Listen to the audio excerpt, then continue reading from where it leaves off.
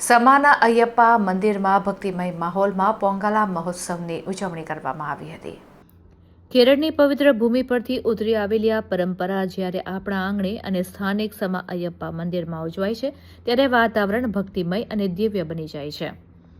પોંગાલા શબ્દનો અર્થ થાય છે ઉકળવું અથવા ઉભરાઈ જવું. તે સમૃદ્ધિ અને વિપુલતાનું સૂચક છે.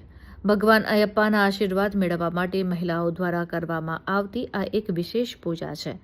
એવું માનવામાં આવે છે કે જ્યારે શ્રદ્ધાળુ બહેનો ખુલ્લા આકાશ નીચે માટીના વાસણમાં પ્રસાદ રાંધે છે ત્યારે ભગવાન અયપ્પા પોતે ત્યાં અદ્રશ્ય સ્વરૂપે બિરાજમાન હોય છે. આ વિધિમાં સૂર્યદેવને સાક્ષી માનીને અગ્નિ પ્રગટાવવામાં આવે છે, જે આત્માની શુદ્ધિનું પ્રતીક છે. 300થી વધુ મહિલાઓ પરંપરાગત રીતે માટીના હાંડામાં પ્રસાદ બનાવે છે. આધુનિક યુગમાં પણ માટીના વાસણોનો ઉપયોગ એ પ્રકૃતિ સાથેના જોડાણને દર્શાવે છે.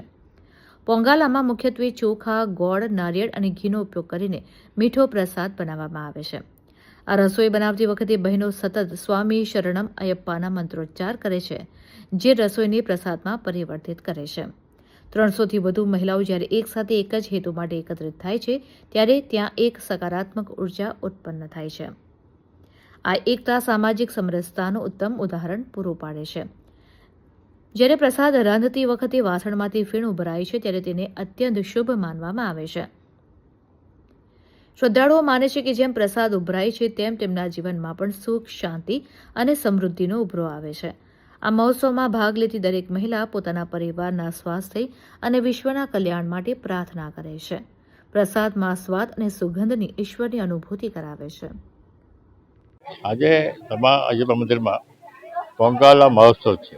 પોંગાલા મહોત્સવ એ મહોત્સવ છે કે આપણા વડોદરાના જે સાઉથ ઇન્ડિયન લેડીઝ ભેગા થઈને રાઈસ બનાવે છે એક ટિપિકલ સિસ્ટમમાં, એટલે મટકામાં આપણે જઈએ પેલો એમાં ખા બનાવે.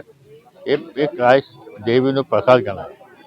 એ મેઇન ફંક્શન થાય છે કેરળમાં આચુકાલ કરીને મંદિર છે.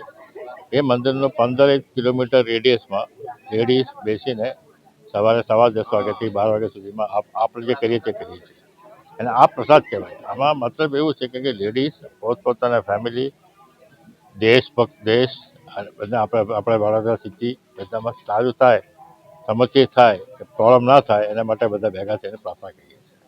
ફાગણ મહિનાની પૂર્ણિમાના દિવસે કેરળના બધા જ મંદિરોમાં, માતાજીના મંદિરોમાં નૈવેદ્ય બનાવવામાં આવે છે. સૂર્યનારાયણના હાજરીને ધ્યાનમાં રાખીને, પૂર્વ દિશામાં મોં રાખીને માતાજી નૈવેદ્ય બનાવવામાં આવે છે. એનું મહાત્મ્ય એ છે કે માતાજી જેટલા લોકો આ નૈવેદ્ય બનાવે એ એમના કુટુંબનું સર્વ સુખ, સંપત્તિ, આરોગ્ય એમને અર્પણ કરે.